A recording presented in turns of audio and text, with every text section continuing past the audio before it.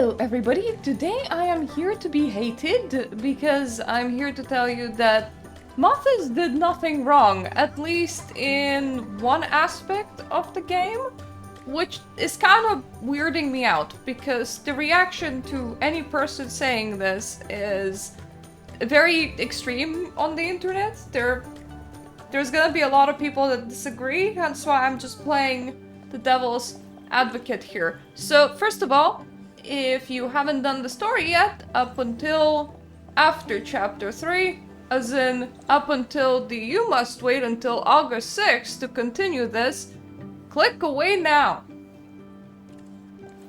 Okay, I have assumed that you have already clicked away. For the rest of you, you probably already know that Mothis has been farming shroom Saras in order to use them as a sort of fuel source for the heart of the city. Here's the thing. Shroomsaras are incredibly dumb. By design, even. And here's another thing. Shroomsaras and shroomlings are not the same, as, well, shroomsaras were kind of bred from shroomlings. It is Mothis' own project where they grow their own shroomsaras.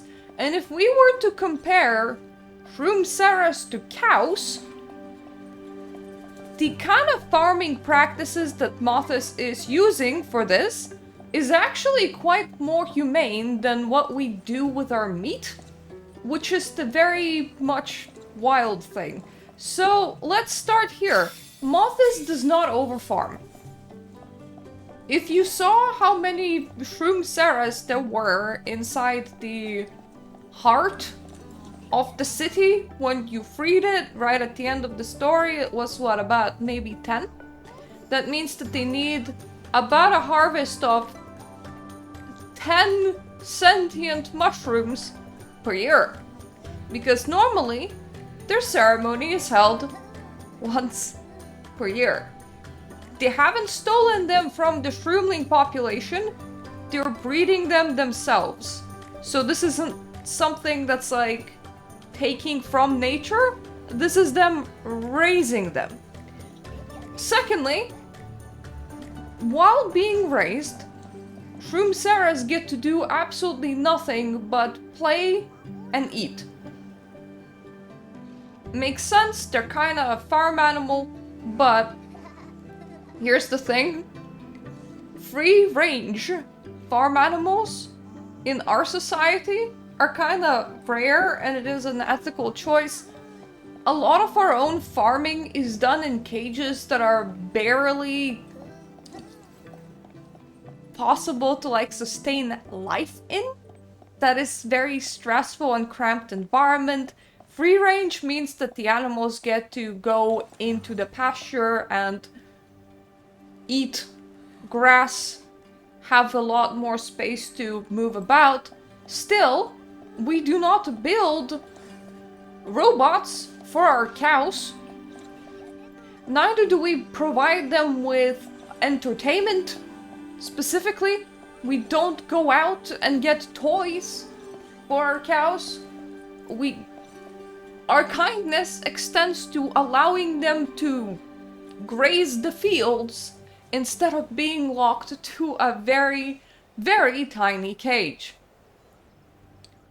When the time comes, Mothis also make sure that there's no fear for the shroomsaras that are going through the harvesting process. They think that it is a celebration, they think that it is a great thing, and they kind of go willingly. And they're too stupid to actually realize that anything sinister is happening up until maybe like the last moment.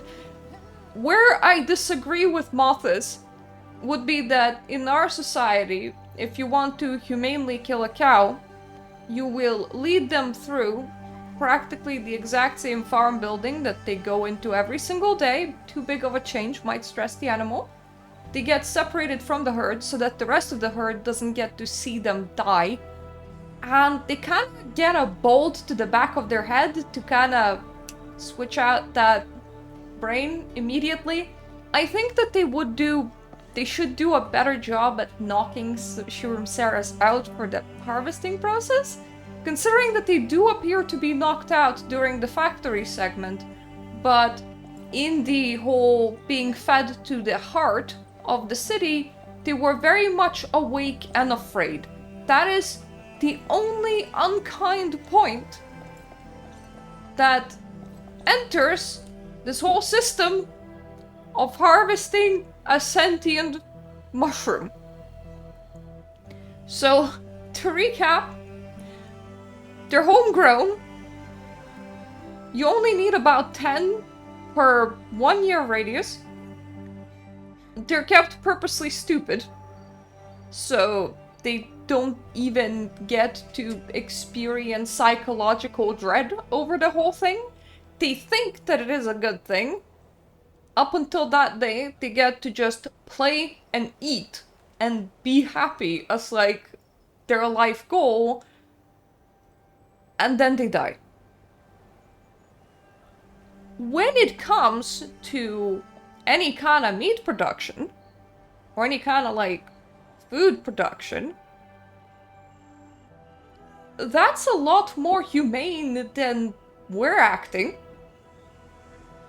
When it comes to having a source of biodegradable fuel, it's also a lot more eco-friendly than anything that we have. Which is like a very wild statement. The fact that Nikki reacts so strongly to this is the thing that really throws me off, and here is kind of the reason why. Shurumceras can speak whatever language we're speaking, whether it's Japanese dub, English dub, or Chinese original. Even though their mental capacity is not great, they can communicate with us.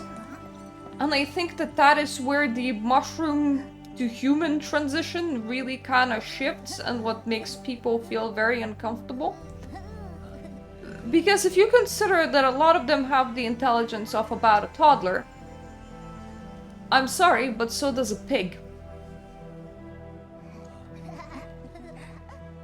I have to assume that Nikki is vegan and that she is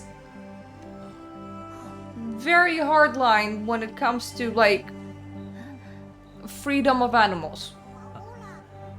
Because otherwise I have to assume that her own attachment to sentient mushrooms is coming from the simple reason of they can speak our language. And that is kinda a dark thought when it comes to the lore, because just because an animal cannot speak doesn't make it any worse than one of these mushrooms. So yeah, here was a video in favor of Mothis and their one very particular point. I'm not gonna defend them as like an organization and their further goals, especially when one of their goals is to effectively destroy the cycle of reincarnation just to be able to stay alive and transfer themselves from body to body. But when it comes to mushroom farming, sentient mushroom farming in particular, they're a lot better at this than us doing animal farming, and I feel like that is something to think about. It has given me a lot of philosophical thought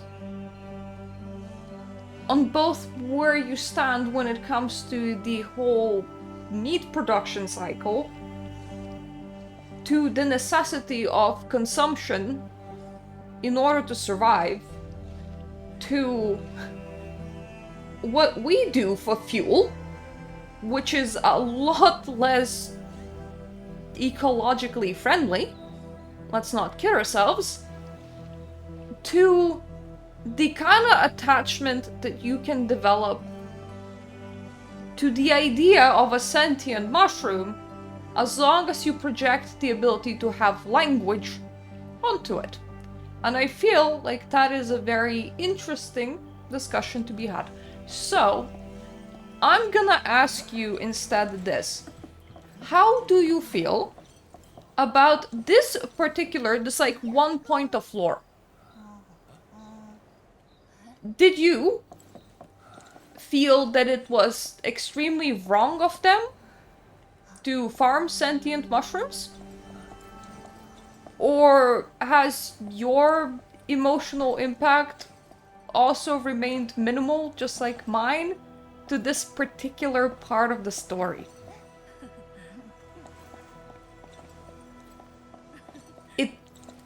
And just for the end of the video, it really doesn't help that I'm not overly attached to over-personified creatures that are in no way actually humanoid. The sentient pillows was also a very hard sell for me. It's just their society seems a lot less serious and a lot less relatable. So this was already working against mushrooms in the city, but it doesn't help that the first quest that you go in, somebody is having an ugly cry because their food hasn't been served the moment that it was supposed to.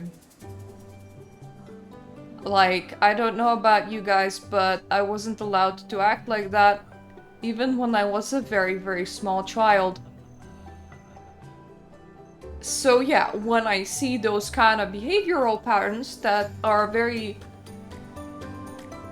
not favorable, in my opinion, projected on a creature that I'm already inclined to dislike,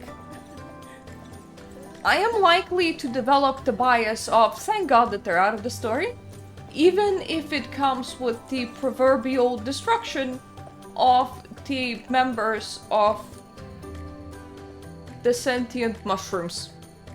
So this could have been my own story bias working against me.